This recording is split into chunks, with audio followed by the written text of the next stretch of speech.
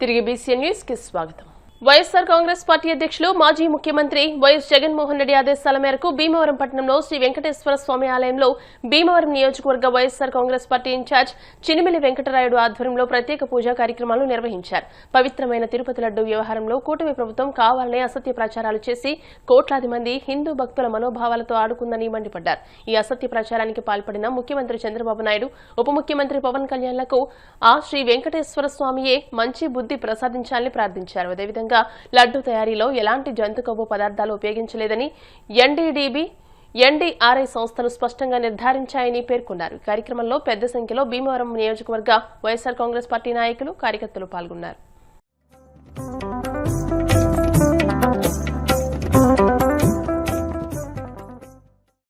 వారు కలియుగ దైవం ఆరాధ్యమైనటువంటి శ్రీ వెంకటేశ్వర స్వామి ప్రసాదంలో గొడ్డు కొవ్వు, ఆవు కొవ్వు, పంది కొవ్వు కల్తీ జరిగిందని అసత్య ప్రచారాలు చేస్తూ కోట్లాది మంది ప్రజలు హిందూ మతం సంబంధించి వెంకటేశ్వర భక్తుల మనోభావాలను దెబ్బతీసే విధంగా అసత్య ప్రచారం చేసిన విషయం మనందరికీ తెలిసిందే. యావత్ మంది ప్రజలందరికీ కూడా తెలుసు. ఇటీవల కాలంలో సుప్రీంకోర్టులో కూడా అదంతా అసత్య ప్రచారం, ఇందులో ఎటువంటి కల్తీ జరగలేదు అని న్యాయస్థానం నుంచి తీర్పు వచ్చిన సందర్భంగా భీమవరం ప్రాంతంలో ఉన్నటువంటి వెంకటేశ్వర స్వామి సంబంధించిన భక్తులు అందరూ కలిసి శ్రీ వెంకటేశ్వర స్వామి ఆలయంలో గతంలో ఇటువంటి అసత్య ప్రచారాలు చేసినటువంటి నాయకులందరికీ కూడా మంచి బుద్ధి కలిగించాలని దేవుణ్ణి ప్రార్థిస్తూ ఒక వినతి పత్రం రూపంలో శ్రీ వెంకటేశ్వర స్వామి వారికి భక్తులందరూ కలిసి వచ్చి ఇక్కడ ఒక వినపాన్ని ఇవ్వడం జరిగిందని చెప్పేసి ఏర్పాటు చేసి నిజంగా దీంట్లో జరిగిందా జరగలేదన్న నివేదిక మనందరికీ కూడా ముందుకు రావడం జరిగింది. అందులో ఎటువంటి కొవ్వు గాని, ఆవు కొవ్వు గాని, లేదా మేక కొవ్వు గాని, లేదా కనుక పంది కొవ్వు గాని, ఇవన్నీ కూడా ఏది నోటుకు వస్తే అది చెప్పడం జరిగింది. అవన్నీ కూడా ఏమీ లేవని చెప్పి సిట్ నివేదికలో రావడం జరిగింది. కానీ ఈ రోజున మళ్ళీ కొత్త ప్రచారం, రసాయనాలు కలిసినాయి అంటే ఎక్కడా కూడా కొవ్వు కలలేదు, ఇది కలలేదు అనే నిజాలు ఒప్పుకోకుండా ఈ రోజు మళ్ళీ రసాయనాలు కలిసినాయని ప్రజలందరినీ కూడా మోసం చేసే ఉద్దేశంతో ఈ రోజున జరగడం జరుగుతుంది. రసాయనాలు కలిసినటువంటి లడ్డు గాని, ఆయిల్ గాని గత ప్రభుత్వంలో మీరు తీసిన శాంపుల్ అయితే కాదు, మీ ప్రభుత్వం వచ్చిన తర్వాత మీ హయాంలో తీసినటువంటి ఏదైతే శాంపుల్ ఉందో అది ఈ రోజున రసాయనాలు కలిసి అంటే దానికి బాధ్యత మీరు వచించాలా, ఆ రోజునటువంటి గవర్నమెంట్ వచించాలా. ప్రజలందరినీ కూడా ఇప్పుడు దాకా ఎన్నో మోసాలు చేసి మీరు అధికారంలోకి రావడం జరిగింది. ఆంధ్ర రాష్ట్ర ప్రజలందరూ కూడా ఇప్పుడు అందరూ కూడా తెలుసుకోవడం జరుగుతుంది.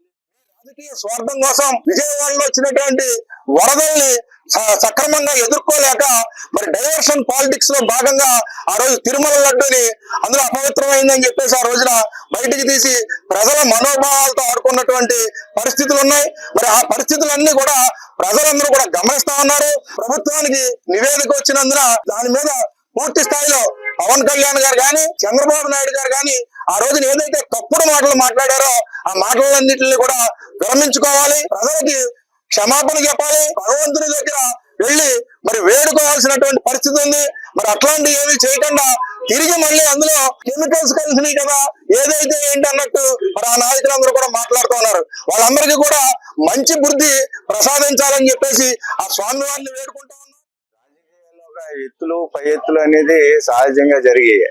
కానీ హిందువుల మనోభావాలని దెబ్బతీయాలి, హిందువులను కూడా రాజకీయ పార్టీలో చేర్చాలని ఒక ఉద్దేశంతో ఆనాటి ముఖ్యమంత్రి జగన్మోహన్ రెడ్డి గారు తిరుమల తిరుపతి దేవస్థానానికి ఎన్నో రకాల అభివృద్ధి పనులు చేసి హిందూ ప్రఖ్యాతాన్ని కాపాడినటువంటి వ్యక్తి మరి వైఎస్ రాజశేఖర రెడ్డి గారు. మరి అలాంటి వ్యక్తుల్ని ప్రజలు ఎంతో ఆరాధ్యంగా నమ్ముతున్న వెంకటేశ్వర స్వామి మీద కూడా రాజకీయ కక్ష ధోరణిలోని ప్రజల్ని డైవర్షన్ పాలిటిక్స్ చేస్తున్నటువంటి ఈ చంద్రబాబు, ఈ పవన్ కళ్యాణ్కి బుద్ధి ప్రసాదించి ఇప్పుడైనా మేలు ఏది జరుగుతుంది, ప్రజలకు ఏదైతే ఉపయోగపడుతుంది, ప్రజలకు ఏ అయితే అభివృద్ధి సంక్షేమాలు చెయ్యాలో దాని మీద దృష్టి పెట్టాలి తప్ప ప్రజల్ని మోసగించి ప్రజల్ని భయభ్రాంతులు చేసే విషయంలోని ఈ కూటమి ప్రభుత్వం కొనసాగుతుందని తెలియజేస్తూ కూడా జంతు కొవ్వు కలిసింది, పంది కొవ్వు కలిసిందని రకరకాల విమర్శలు చేసినటువంటి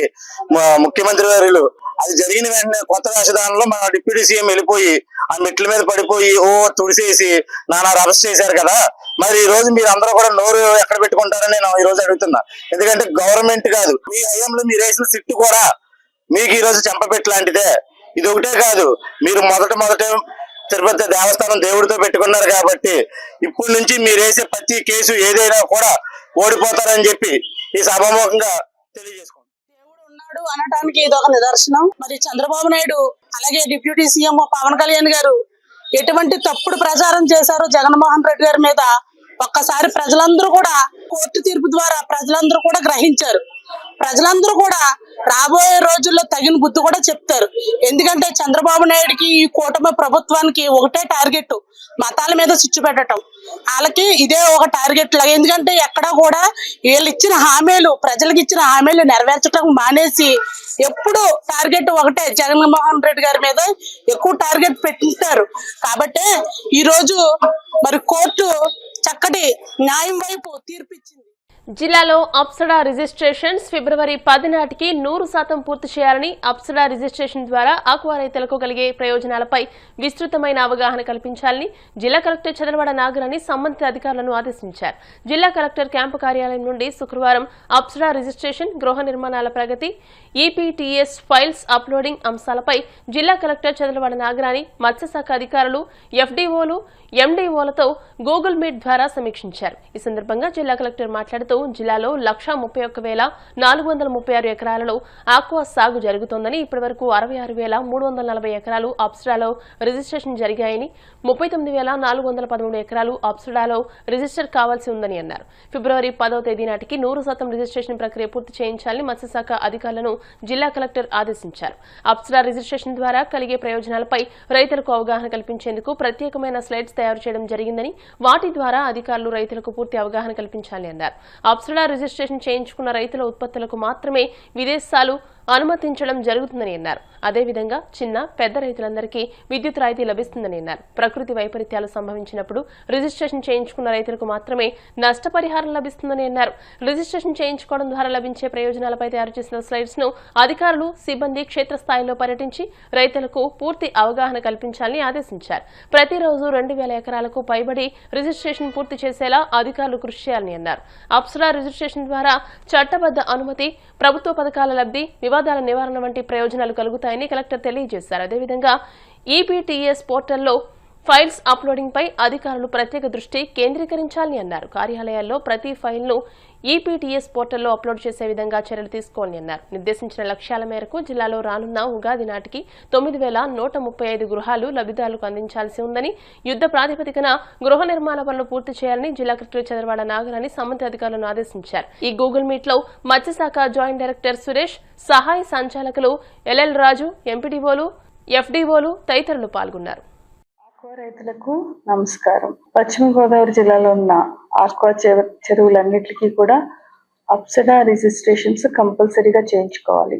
అయితే దీనికి పలు కారణాలు ఉన్నాయి. అందులో మొట్టమొదటిది, మన జిల్లాలో ఉత్పత్తి అయ్యే ఆక్వా ఉత్పత్తులన్నీ కూడా విదేశీ ఎగుమతుల మీద ఆధారపడి ఉంటున్నాము.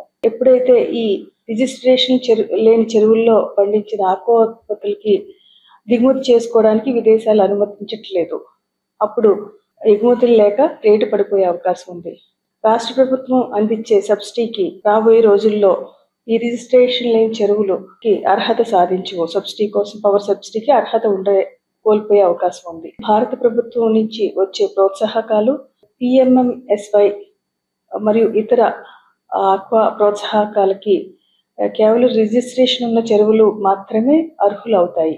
అలాగే ఇన్సూరెన్స్, ప్రకృతి విపత్తుల్లో వచ్చే నష్టపరిహారం కూడా కేవలం ఈ రిజిస్ట్రేషన్ ఉన్న చెరువులకు మాత్రమే అందుతాయి. కొన్ని చెరువులు రిజిస్ట్రేషన్ చేసుకుని కొన్ని చెరువులు మేము చేసుకోకపోతే ఏమవుతుంది అని అనుకున్న సందర్భంలో రిజిస్ట్రేషన్ లేని చెరువుల నుంచి ఉత్పత్తి అయ్యే ఆక్వా ఉత్పత్తులకు సరైన రేటు, గిట్టుబాటు రేటు లభించని పరిస్థితి రావచ్చు. ఆంధ్రప్రదేశ్ ప్రభుత్వం ఇస్తున్న సబ్సిడీ, పవర్ సబ్సిడీకి కూడా అనుమతులు లేని చెరువుల ఉత్పత్తి సబ్సిడీ బంద్ చేసే అవకాశం ఉంది. అయితే ఎన్నో సంవత్సరాల క్రితమే అనుమతి పొందాము అంటే కుదరదు. 2020 తర్వాత అనుమతులు తీసుకున్న ఆక్వా చెరువులకు మాత్రమే రిజిస్ట్రేషన్ లేని చెరువుల్ని రాబోయే రోజుల్లో పూర్తిగా నిషేధించి ఆపివేసే అవకాశం ఉంది. ప్రతి ఒక్కరూ కూడా ఈ అప్సరా రిజిస్ట్రేషన్ చేసుకోవాల్సిందిగా కోరుతున్నాము. అయితే అప్సరా రిజిస్ట్రేషన్ ఏ విధంగా చేసుకోవాలి, దానికి ఏమేమి అవసరం ఉన్నాయి, దానికి ఇవ్వాల్సిన డాక్యుమెంట్స్ అన్ని వివరాలు మేము మీకు చెప్తాము. మీ యొక్క భూ హక్కు పత్రాలు, తర్వాత మీ యొక్క ఆధార్ నెంబర్ని సబ్మిట్ చేయాల్సి ఉంది. ఒకవేళ మీరు కనుక కౌలు రైతు అయినట్లయితే మీ యొక్క అగ్రిమెంట్ కాపీని సమర్పించాల్సి ఉంటుంది. మరియు 10 రూపాయల స్టాంప్ పేపర్ పై అఫిడవిట్ని కూడా సమర్పించాలి. జిరాయితీ భూమి కాని సందర్భంలో మీ యొక్క భూమి డీకేటీ పట్టా కానీ ఈనాం భూమి కానీ అయినట్లయితే సర్టిఫికేట్ ఆఫ్ కల్టివేషన్ ని సబ్మిట్ చేయాల్సి ఉంటుంది. ఈ సర్టిఫికేట్ ఆఫ్ కల్టివేషన్ ని విఆర్ఓ గారి ద్వారా పొందవచ్చు. రిజిస్ట్రేషన్ కి ప్రతి ఎకరాకు 1000 రూపాయలు చొప్పున చెల్లించాల్సి ఉంటుంది. రిజిస్ట్రేషన్ ఫీజు ప్రతి ఎకరాకి 1000 రూపాయల చొప్పున మీరు ఆన్లైన్ లో పే చేయాల్సి ఉంటుంది. భీమవరం మండల పరిషత్ అధ్యక్షులు పేరిచర్ల విజయ నరసింహరాజు అధ్యక్షతన మండల పరిషత్ సమావేశం శనివారం జరిగింది. ఈ సమావేశంలో ఎంపీడీఓ, ఎంపీటీసీ సభ్యులు, సర్పంచ్లు, మండల స్థాయి అధికారులు పాల్గొన్నారు. ముఖ్యంగా గ్రామాల్లో మంచినీటి మీద, ఇరిగేషన్ పంట కాలువల మీద, మురుగు డ్రైన్స్ మీద, ఆకువ చెరువులకు సంబంధించి సంబంధిత అధికారులతో చర్చించారు. అదేవిధంగా బాల్య వివాహాల మీద సంబంధిత అధికారులు సభ్యులందరితోనూ ప్రతిజ్ఞ చేయించారు. మండలంలో ఉన్న అధికారులందరూ వారి బాధ్యతలను సక్రమంగా నిర్వర్తించాలని, ప్రజా ప్రతినిధులతో కలిసి గ్రామంలో ఉన్న మౌలిక వసతులన్నీ కల్పించాలని సంబంధిత అధికారులకు ఎంపీపీ పేరుచెల్ల విజయనరసింహరాజు సూచించారు.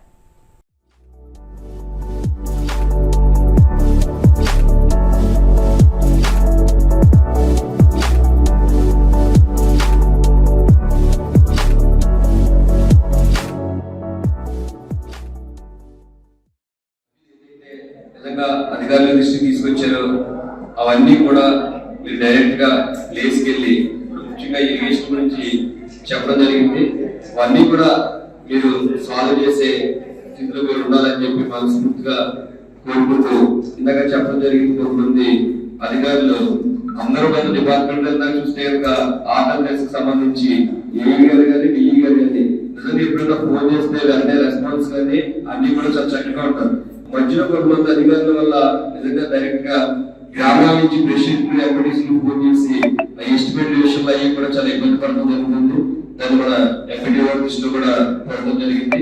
కొంతమంది నాకు ఫోన్ చేసి చెప్పడం జరుగుతుంది. గ్రామాల్లో చాలా మంది కొత్తగా ఫ్యాక్షన్ లో ఇప్పిస్తానని చెప్పి కొంతమంది నాయకుల దగ్గరికి తీసుకెళ్లి నేను ఇప్పిస్తానని చెప్పి జరగడం జరుగుతుంది. అటువంటి క్లియర్ గా మన సభ్యుల దృష్టికి తీసుకురావాలంటే ఆ విధంగా 3000, 4000 ఫ్యాక్షన్ గురించి మన విధంగా 60 సంవత్సరాలు వచ్చినాయి, 62 సంవత్సరాలు వచ్చినాయని చెప్పి అదంతా ఎదురు చూసే పరిస్థితి. కానీ మధ్యలో ఉన్నటువంటి వ్యక్తులు కొంతమంది మనం మోసం చేస్తారేమో అని చెప్పి నాకు డౌట్ వచ్చి మీ దృష్టికి తీసుకొచ్చారు. నిజంగా కొత్త ఫ్యాక్షన్ లో నిజంగా శాంక్షన్ అవుతే రాయొచ్చు అని మీరు అనుభవం పర్పస్గా మీరు గైడ్ లైన్స్ ఇస్తే మీరు అందరికీ కూడా అర్థమవుతుంది. అలాగే మీరందరూ కూడా చాలా సంతోషం. ఎందుకంటే ఇక్కడ దాకా మా సంతోషరావు జనంతూరు ఎంపీటీసీ గారు మా టైంలో పనులు అవుతాయి అన్నారు. ఇప్పుడంటే ఇబ్బంది ఏం లేదు. సెప్టెంబర్, అక్టోబర్ దాకా మనం ఎలాగ ఉంటుందో తప్పనిసరిగా మనం ఏదైతే తీర్మానాలు ఇచ్చామో, మనం ఏదైతే ఒత్తిడి చేసామో అన్ని కూడా మన టైంలోనే అవుతాయని చెప్పి మనస్ఫూర్తిగా కోరుకుంటూ మీ అందరికీ మరొకసారి మండల పరిషత్తులో మనం ఎప్పుడు కూడా అమలబోతే ఎక్కడ కూడా ఒక ఎలిగేషన్ లేకుండా, పార్టీతో సంబంధం లేకుండా అందరూ కూడా చాలా చక్కగా కూర్చుని ఏ సమస్య పరిష్కరించుకుంటున్నాం. భవిష్యత్ రోజుల్లో కూడా ఇలాగే ఉందామని చెప్పి మనస్ఫూర్తిగా కోరుకుంటూ అలాగే ఎంపీటీ కూడా ఒకసారి ఆ ఫ్యాక్షన్ విషయంలో సర్పంచ్లు, అధికారులు, సభ్యులందరూ కూడా గమనించండి. పెన్షన్స్ అనేటటువంటిది 2023 నవంబర్ లేక డిసెంబర్ వరకు పర్యటన తీసుకుని 2024 జనవరిలో బయాన్యువల్ అంటే సంవత్సరానికి ఒకసారి 2 సార్లు ఇచ్చే పెన్షన్స్ 2024 జనవరిలో ఇచ్చారండి. 2024 మార్చి 16వ తేదీన ఎలక్షన్ కూడా వచ్చే ముందు వరకు కూడా పెన్షన్స్ కంటిన్యూస్ గా సచివాలయంలో ఆన్లైన్ చేయడం జరిగింది. అప్పుడు ఆ పెన్షన్స్ అన్ని కూడా 24 ఎలక్షన్ కానండి మరి ఇంకా శాంక్షన్ అలా ఉంది. పోతే కొత్తగా ప్రభుత్వం వారు, కొత్తగా ఏర్పడిన ప్రభుత్వం వారు మళ్ళా అందరికీ, వికలాంగులకి, అదేవిధంగా వీడియో పెన్షన్స్ ఇలాగా ఇవన్నీ తీసుకోవడానికి కొత్తగా మనకి ఇంకా శాంక్షన్ అవ్వలేదు. కానీ ఎవరైతే పెన్షన్ తీసుకుంటూ భర్త చనిపోతే, పెన్షన్ తీసుకుంటున్న ఆయన చనిపోతే మాత్రం వారి భార్యకి పెన్షన్ అనేది ప్రభుత్వం వచ్చాక కంటిన్యూస్ మందులు చేయడం జరుగుతుంది. అంతేగాని యాజ్ ఏ హోల్ టోటల్ గా పెన్షన్స్ ఎవరైతే ప్రభుత్వ నియమాల ప్రకారంగా మరి 6 స్టెప్ గ్రాడ్యుయేషన్ ప్రకారంగా ఎలిజిబుల్ అవుతున్నారో వారికి కొత్తగా పెన్షన్ పెట్టుకోవడం అనేది ఇంకా ఓపెన్ కాలేదు సార్. అది కూడా ఖచ్చితంగా సచివాలయం ద్వారానే జరుగుతుంది.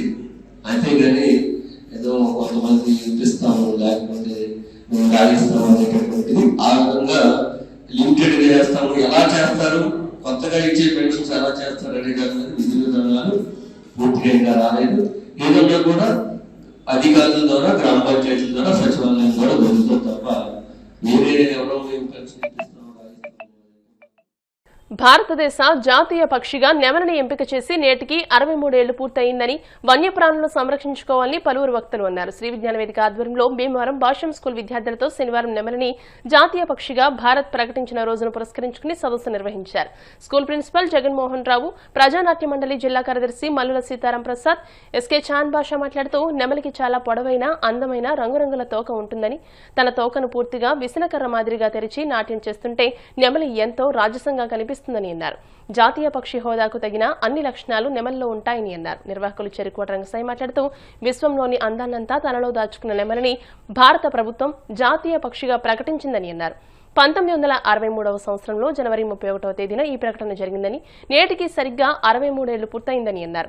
మగ నెమలిని పికాక్ అని, ఆడ నెమలిని పిహెన్ అని అంటారని, నెమళ్లు గంటకు 16 కిలోమీటర్ల వేగంతో పరిగెత్తగలవని అన్నారు. అనంతరం విద్యార్థులకు పోటీలు నిర్వహించి గెలుపొందిన వారికి బహుమతులు అందజేశారు. ఈ కార్యక్రమంలో ఉపాధ్యాయులు సందీప్, ఎస్ఎస్ఎన్ రాజు, పి రాజబాబు తదితరులు పాల్గొన్నారు. దేశానికి కూడా ఒక పక్షి, ఒక జంతువు జాతీయ పక్షిగా గుర్తించి కొన్ని జరుగుతూ ఉంటాయి. మన భారతదేశానికి నెమలి జాతీయ పక్షిగా 1963లో దీన్ని ధృవీకరించి జనవరి 31 తారీఖున ప్రకటించారు. నెమలి అనేది చాలా గొప్ప పక్షి అని దాన్ని గుర్తించి మరి ప్రభుత్వంతో కలిసి ఒక పక్షికి ఇచ్చారంటే అవకాశం పిల్లలంతా కూడా తెలుసుకోవాలి. అంతేత ఇవన్నీ కూడా భావి తరాల్లో తెలియజెప్పాలని ఇటువంటి కార్యక్రమాలు నిర్వహిస్తున్నాం. మరి నెమలి గురించి మీకు తెలుసు కదా, కొన్ని సినిమాల్లో వాళ్ళు చూడండి నెమలి నృత్యం ఉంటుంది.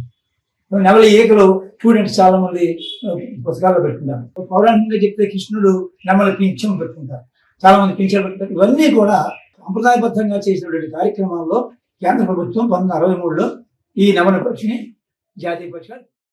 మన జాతీయ పక్షి నెమలి ఎంతో పవిత్రమైనది, కుమారస్వామికి వాహనం. అది నెమలి అనేటువంటిది మనం జాతీయ పక్షిగా నిర్మించుకోక ముందే షాజహాన్ నెమలి సింహాసనం చేయించుకున్నాడు. అంటే నెమలి ఎంత మంచి పరిస్థితో మీరు గమనించండి. ఎంతో మంది కళాకారులకి నెమలి నాట్యం నేర్పింది. మామూలు పక్షి కాదు నెమలి అంటే. కవులు గేయాల్లో కూడా ఉంది, నెమలి నాట్యం ఆడాలి కానీ వెకిలి చేష్టలు చేయకు అని. నెమలి నాట్యం ఆడేదవా, వెకిలి పాట పాడేదవా, ఇటువంటి గుర్తు చేసి మనకి ఎంతో పవిత్రంగా ఉన్నటువంటి జాతీయ పక్షి. నెమలి నాట్యం చేయాలంటే మగపక్షి చాలా నాట్యం చేస్తుంది, చాలా ఎత్తుగా ఉంటుంది, చాలా పొడవుగా ఉంటాయి ఏకులు. స్త్రీ పక్షి మాత్రం సన్నగా ఉంటుంది. చాలా మంది నెమలిని ప్రేమించిన వారు ఎవరు ఉండరు. అందువల్ల శ్రీకృష్ణుడు తన యొక్క కిరీటం నెమలి పింఛను పెట్టినాడు. విద్యార్థులందరికీ కూడా, ఇక్కడ భాష స్కూల్ విద్యార్థులు ఉన్నారో అందరికి కూడా నెమలికలు అంటే చాలా ఇష్టం అందరికి. కాబట్టి అలాంటి జాతీయ పక్షిని, వన్యప్రాణులను రక్షించుకోవడం దినంగా ఈ దినం పాటిస్తున్నాం. 1963లో నెమలిని జాతీయ పక్షి కింద ప్రకటించడం జరిగింది. నెమలి యొక్క గొప్పతనం గురించి చెబుతూ ఈ కార్యక్రమాన్ని కండక్ట్ చేసిన అందరికీ కూడా ధన్యవాదాలు. భీమవరం ఛాంబర్ ఆఫ్ కామర్స్ భవనంలో శనివారం కార్మిక శాఖ ఆధ్వర్యంలో ప్రధానమంత్రి శ్రమయోగి మానధన్ అసంఘటిత కార్మికులకు, చిరు వ్యాపారులకు పెన్షన్ పథకం గురించి అవగాహన సదస్సు నిర్వహించారు. ఈ అవగాహన సదస్సులో labour deputy commissioner, labour officers పాల్గొని సదస్సులో కార్మికులకు, వ్యాపారస్తులకు, అసంఘటిత కార్మికులకు, చిరు వ్యాపారులకు పెన్షన్ పథకం గురించి వివరించారు. ఈ అవగాహన సదస్సులో ఛాంబర్ కార్యదర్శులు కాగిత వెంకటరమణారావు, సంగడి వీర వెంకట శివ సత్యనారాయణ, ఆర్వి ప్రసాదరావు, సుంకర చిన్నబాబు, కోశాధికారి కురిశెట్టి కుమార్ బాబు, సభ్యులు పెరుమాళ్ల రాజా, చిన్ని బాబురావు, జీకే వివి ప్రసాద్, ఏ చలపతి, మానేపల్లి ప్రవీణ్, ఇంకను సిఐటియు నాయకులు రాజా రామ్మోహన్ రాయ్, బి వాసుదేవరావు, సభ్యులు, కార్మికులు పాల్గొన్నారు. డిపార్ట్మెంట్ కి సంబంధించి ఎన్నో పథకాలని ప్రభుత్వం, కేంద్ర ప్రభుత్వం కానీ రాష్ట్ర ప్రభుత్వం కానీ కార్మికుల దీంట్లో కార్మికులే కాకుండా చిన్నపాటి ఉద్యోగస్తులు, చిరు వ్యాపారులు కూడా సంబంధించి ఎన్నో పథకాలని ప్రభుత్వం అమలు చేయడం జరుగుతోంది. వాటి గురించి తెలియజేయడానికి ఇవాళ ఈ మీటింగ్ని ఏర్పాటు చేయడం అయింది. శ్రీనివాసరావు గారిని ఆ యొక్క పథకాల గురించి మా అందరికీ అర్థమయ్యేలాగా, ఈ వ్యాపారస్తులు ఉన్నారు, ఛాంబర్ ఆఫ్ కామర్స్ ప్రతినిధులు, కార్మిక సోదరులు, ఉద్యోగస్తులు కూడా ఇక్కడికి రావడం జరిగింది. వారందరికీ కూడా ఈ పథకాల గురించి తెలియజేసి ఆ పథకాలను లబ్ధి పొందేలాగా మమ్మల్ని అందరినీ కూడా ప్రోత్సహించాలని చెప్పి ఛాంబర్ ఆఫ్ కామర్స్ తరఫున పథకాలైన ప్రధానమంత్రి శ్రమయోగి మాన్ధన్, ప్రధానమంత్రి లఘు వ్యాపారి మాన్ధన్, ఈ రెండు కూడా పెన్షన్ స్కీమ్స్, వీటి గురించి చూడడానికి ఈ కార్యక్రమం చేపట్టడం జరిగింది. శ్రమయోగి మాన్ధన్కి సంబంధించి అన్అడ్వర్టైజ్ వర్కర్స్ ఎవరైనా సరే 18 నుంచి 40 సంవత్సరాల లోపు ఉన్న వాళ్ళు, 15,000 రూపాయల ఆదాయం ఉన్న వాళ్ళు ఎవరైనా సరే ఈ పెన్షన్ పథకంలో జాయిన్ అవ్వడానికి అర్హులు ఉంటారు. వాళ్ళకి మినిమం వీళ్ళకి వయసు వచ్చి 18 నుంచి 40 సంవత్సరాల మధ్య జాయిన్ అవ్వాలి.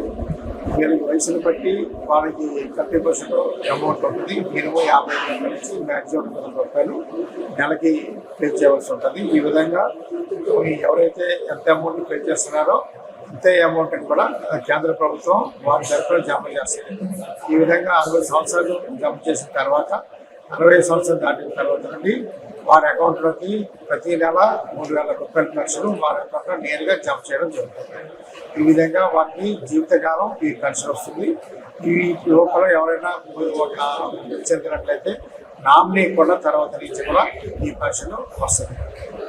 ఈ రిజిస్ట్రేషన్ చేసుకోవడానికి మన సమీపంలో ఉన్న సిఎస్సి సెంటర్లు కానీ, లేదా ల్యాబ్ ఆఫీసర్ కార్యాలయంలో కానీ, లేదా సర్వీస్ కార్యాలయం కూడా చేసుకోవచ్చు.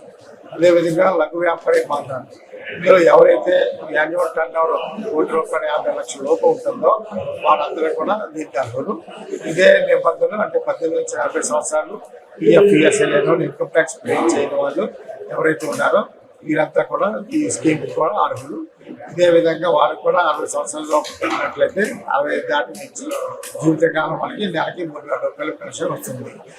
దీనిపై అవగాహన కల్పించడానికి ఈరోజు వ్యాపారస్తులతోటి, అదేవిధంగా వర్కర్స్ తోటి కూడా సమావేశం జరుగుతుంది. దయచేసి అందరూ కూడా ఈ స్కీమ్లో జాయిన్ చేయించి అందరూ వ్యాపారంలో పొందవలసిందిగా. నియోజకవర్గ కేంద్రమైన ఉండిలో అన్నా క్యాంటీన్ కు ప్రభుత్వం నుంచి ప్రారంభోత్సవ అనుమతి వచ్చేంత వరకు డిప్యూటీ స్పీకర్ రఘురామకృష్ణరాజు సూచనల మేరకు క్యాంటీన్ ఆవరణలో దాతల సహకారంతో భోజనం ఏర్పాటు చేస్తున్నట్టు టీడీపీ మండల కార్యదర్శి కల్లేపల్లి సతీష్ రాజు చెప్పారు. ఉండి మండలం వెలివరు గ్రామ సర్పంచ్ పెన్మెత్స అంజనీదేవి ఆర్థిక సహకారంతో 3వ రోజు భోజనాలు ఏర్పాటు చేశారు. ఈ సందర్భంగా వారు మాట్లాడుతూ ఉపసభాపతి రఘురామకృష్ణరాజు మంచి ఆశయంతో ఉండి నియోజకవర్గాన్ని అభివృద్ధి పదంలో నడిపిస్తున్నారని అన్నారు. ప్రతిరోజు దాతల సహకారంతో భోజనాలు ఏర్పాటు చేస్తున్నామని ఈ అవకాశాన్ని పేదలు సద్వినియోగం చేసుకోవాలని కోరారు. ప్రతిరోజు 300 మందికి భోజనం ఏర్పాటు చేస్తున్నట్టు తెలియజేశారు. ఈ కార్యక్రమంలో మాజీ మండల అధ్యక్షులు కరిమెరకు శ్రీనివాస్, పెన్మెత్స భాస్కర్ రాజు, మాజీ జడ్పీటీసీ కాగిత మహంకాళి, నల్లవల్లి, ముదునూరి వీర్రాజు, రుద్రరాజు, నాగ సంజీవరాజు, కేశవ, నాగరాజు తదితరులు పాల్గొన్నారు. క్యాంటీన్ పార్క్ దగ్గర ఉండి నియోజకవర్గ శాసనసభ్యులు మరియు డిప్యూటీ స్పీకర్ అయినటువంటి కనుమూరు రఘురామకృష్ణరాజు ఆదేశాల మేరకు ప్రతిరోజు కూడా దాతల సహకారంతో పేదలందరికీ కూడా భోజన ఏర్పాట్లు చేయడం జరుగుతున్నది. రఘురామకృష్ణరాజు గారు అభివృద్ధితో పాటు పేదల ఆకలి తీర్చాలని ఆయన సంకల్పం, ఆయన ఆశీర్వాదన కార్యరూపం దాల్చి ఈ రోజు పేదలందరూ కూడా ఉండిలో ఎంతో సంతోషంగా ఆనందంగా భోజనం చేస్తున్నారు. ఇదే కార్యక్రమం ఎప్పుడు కొనసాగాలని కోరుకుంటున్నాం. ఎందుకంటే అన్నా క్యాంటీన్ త్వరలో ప్రారంభమవుతుంది. ప్రారంభం అయ్యేదాకా కూడా ఈ ప్రజలు ఆకలి తీర్చాలని మా వెలువరు గ్రామ సర్పంచ్ పెన్మిచ్చ అంజనీదేవి గారి సహకారంతో ఈ రోజు భోజనాలు ఏర్పాటు చేయడం జరిగింది. దిగ్విజయంగా ప్రతిరోజు కూడా 300 నుంచి 350 మంది దాకా అందరూ కూడా ఆకలి తీరుస్తున్నారంటే రఘురామకృష్ణరాజు గారికి ఎప్పుడూ కూడా రుణపడి ఉంటామని తెలియజేస్తారు. ప్రతి రోజు భోజనాలకు వస్తున్నారు. దాన్ని మేము సేవ చేస్తున్నాం. ఇక్కడ ఇవాళ తిరుమల గారికి ఇవాళ మురికాళ్ళు కానీ, పండగలు కానీ, మొత్తం ఊళ్ళో చెత్త కానీ, అతలమేళ్ళు కానీ అన్ని క్లియర్ చేసి ఇవాళ ఎలా ఉందండి, ఉండిలో సిమెంట్ రోడ్లు, తార్ రోడ్లు ఇవన్నీ బ్రహ్మాండం రోడ్లు వేస్తున్నారు. ఇవాళ ఉండి నియోజకవర్గం డెవలప్ అవుతుందని చెప్పి కోరుకుంటూ ఈ అవకాశం ఇచ్చిన అది అందరికీ కూడా ఉదయపడి. తిరుమల శ్రీ వెంకటేశ్వర స్వామి ప్రసాదం లడ్డూలో కెమికల్ నెయ్యి కలిపి హిందువుల మనోభావాలను దెబ్బతీసే విధంగా మాజీ ముఖ్యమంత్రి జగన్మోహన్ రెడ్డిపై చర్యలు తీసుకోవాలని టీడీపీ ఆకివీడు టౌన్ అధ్యక్షులు గంధం ఉమా సత్యనారాయణ ప్రభుత్వాన్ని డిమాండ్ చేశారు. శనివారం ఆకివీడు మాదివాడలోని వెంకటేశ్వర స్వామి దేవస్థానంలో మెట్లను పసుపు నీళ్లతో కడిగి శుద్ధి చేశారు. అనంతరం నిరసన కార్యక్రమాన్ని చేపట్టారు. ఈ కార్యక్రమంలో టీడీపీ మాజీ అధ్యక్షులు మోటుపల్లి రామవర ప్రసాద్, జనసేన పార్టీ నాయకులు తోటవాసు, గొంట్ల గణపతి, నౌకట్ల రామారావు, మోటుపల్లి సత్యనారాయణ, దారపురెడ్డి కన్నబాబు, బాలకృష్ణ తో పాటు కూటమి శ్రేణులు పెద్ద ఎత్తున పాల్గొన్నారు.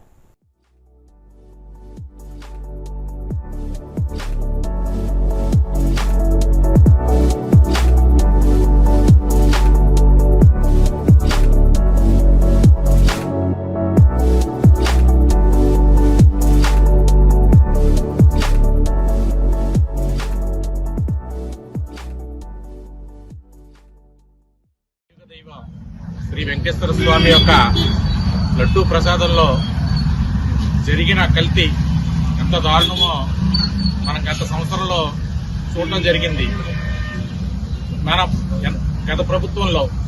ఎందుకంటే దీని మీద పవన్ కళ్యాణ్ గారు హిందూ ధర్మ ప్రచారం కోసం ఆ మెట్లన్నీ కూడా ఆయన శుద్ధి చేసుకుని ఈ కల్తీ జరిగింది, ఈ కల్తీ ఇక్కడితో పోదు, మొత్తం ప్రజలందరికీ కూడా ఈ యొక్క వీళ్ళు చేసిన ఏదైతే చెడు ఉందో ఆ చెడంతా ప్రజలందరికీ జరుగుతుందన్న, రాష్ట్రానికి జరుగుతుందన్న ఉద్దేశంతో ఆయన మెట్లన్నీ కూడా శుద్ధి చేసుకుని పసుపు కుంకుమ పెట్టి ఆయన మెట్లు దారంతో వెళ్లి ఆయన క్షమాపణ కోరడం జరిగింది. మరి ఎవరైతే కల్తీ చేశారో కల్తీ చేసిన నాయకులు ఎంత దారుణంగా అన్యాయంగా అబద్ధం ఆడి మేము చేయలేదని చెప్పారు. మరి ఈ రోజున సిట్ ఏదైతే నివేదిక ఇచ్చిందో సిబిఐ కానీ మరి సిట్ ఏదైతే ప్రభుత్వం ఏర్పాటు చేసిందో వారి నివేదికలో అది కల్తీ అని పూర్తిగా తెలియటమైంది. అయితే పశుపక్షాల నుండి వచ్చిందని అన్నారు, అది కాదు. ఇది అసలు నేచురల్ గా కూడా తయారు చేయకోకుండా రసాయనంతో తయారు చేసి శ్రీ వెంకటేశ్వర స్వామిని సమర్పించారు. మరి డబ్బు ఎలా అయినా దోచుకుంటున్నారు, లక్షల కోట్లు, వేల కోట్లు, వందల కోట్లు. అయితే భగవంతుడి సన్నిధిలో కూడా భగవంతుడి ప్రసాదంలో కూడా దోచుకునే నీచమైన దరిద్రాన్ని, నీచమైన ప్రభుత్వాన్ని మనం ఎప్పుడు కూడా ఏ పార్టీని కూడా చూడలేదు. మరి ఇంత దారుణమైన ఈ కఠినమైన సంఘటన యావత్ ప్రపంచం అంతా కూడా ఖండిస్తుంది, యావత్ హిందూ సమాజం అంతా కూడా ఖండిస్తుంది.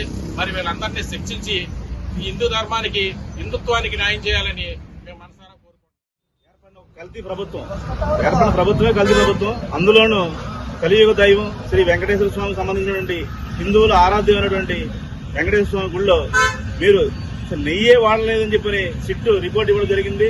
మీరంతా కూడా రసాయనాలతోటి తయారు చేసిన నెయ్యి ఏ మాత్రం కూడా వాళ్ళకి సమతుల్యమైనటువంటి కాంట్రాక్టర్లకి, వాళ్ళ కాంట్రాక్టర్ ఎప్పుడు కూడా ఈ వర్క్ చేయనటువంటి వాళ్ళకి నూతనంగా పిలిచి రూల్స్ మార్చి వాళ్ళ కాంట్రాక్ట్కి ఇచ్చి 250 కోట్లు ఈ జేబులో వేసుకునే విధంగా మీరు ప్రయత్నం చేసి చేయడం జరిగింది.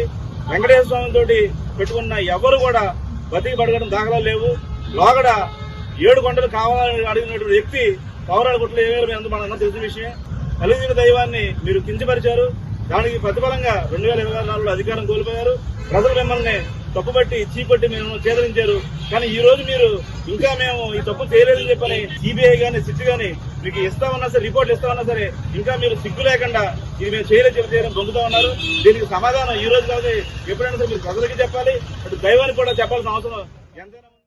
ఒక ముస్లిం వ్యక్తిగా నేను ఈ రోజు ఆంధ్ర రాష్ట్రంలో జగన్ ఆనాడు చేసిన ప్రకృతి వైపరీత్యాలు అన్ని దోచుకున్నాడు. పవిత్రంగా హిందూ సమాజం ప్రపంచంలోనే అత్యంత ఆదరణ కలిగిన దేవుడు శ్రీ వెంకటేశ్వర స్వామి. అలాంటి దేవుడి ప్రసాదాన్ని కూడా అసలు ఆవు లేదు, పాలు లేదు, నెయ్యి మాత్రం తయారైంది. అంటే ఏ విధంగా కూడా దోపిడీకి ప్రతిదీ నాకు అర్హమే. నేను ఏ మతాన్ని, ఏ కులాన్ని కూడా నేను లెక్క చేయను. నాకు కావాల్సింది డబ్బులు అని వెంకటేశ్వర స్వామిని ఏ విధంగా నువ్వు దోచుకుందావో, ప్రజలు అన్నం తినేటప్పుడు ఒక మెతుకు కింద పడిపోతే పరబ్రహ్మ స్వరూపం అని ఆ మెతుకుని ఎత్తుకుని కళ్ళ కట్టుకుని తింటారు. అలాంటిది పవిత్రంగా భావించే వెంకటేశ్వర స్వామి ప్రసాదాన్ని నువ్వు కల్తీ చేసావంటే నువ్వు ఎంత దుర్మార్గుడో. యుద్దనపూడి సూర్యనారాయణమూర్తి స్మారక అవార్డును ఆకివీడుకు చెందిన ప్రముఖ సీనియర్ జర్నలిస్ట్ భీమనాథం రామకోటేశ్వరరావు అందుకున్నారు. తాడపల్లిగూడెంలో శనివారం జరిగిన సమావేశంలో ఈ అవార్డును ఏజేయూ ప్రధాన కార్యదర్శి డి సోమసుందర్ చేతుల మీదుగా అందజేశారు. భీమవరం డివిజన్ ఉత్తమ సీనియర్ జర్నలిస్టు పురస్కారాన్ని రామకోటేశ్వరరావుకు అందించడం పట్ల పలు జర్నలిస్ట్ సంఘాలు హర్షం వ్యక్తం చేశాయి. ఈ సందర్భంగా పత్రికా రంగంలో కోటేశ్వరరావు చేసిన సేవలను వారు కొనియాడారు. ఈ కార్యక్రమంలో ఐజేయూ రాష్ట్ర కార్యదర్శి ఎడ్లపల్లి మురళీకృష్ణ, విశాలాంధ్ర దినపత్రిక స్టేట్ బ్యూరో చీఫ్ రవి, పశ్చిమ గోదావరి జిల్లా కార్యదర్శి ప్రసాద్, తాడేపల్లిగూడెం జర్నలిస్టుల ప్రతినిధులు పాల్గొన్నారు.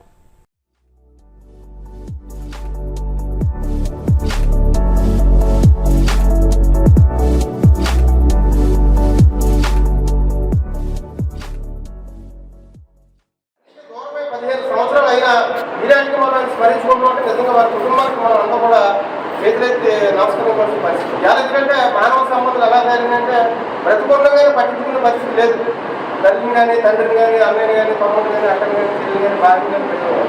ఇటువంటి రోజుల్లో నిజంగా 15 సంవత్సరాలు ఆయన గడిచిపోయిన ఈనాటికి కూడా ప్రతి సంవత్సరం 2 రోజులు ఆయన పుట్టినరోజు చనిపోయిన రోజుని కార్యక్రమాలు చేస్తూ ఆయన ఏ రంగంలో అయితే ఆ పత్రికా రంగంలో పత్రికా విలేకరులను గౌరవిస్తూ అవార్డు ఇస్తూ జిల్లా స్థాయి అవార్డు చేస్తున్నారంటే నిజంగా చాలా గ్రేట్ విషయం.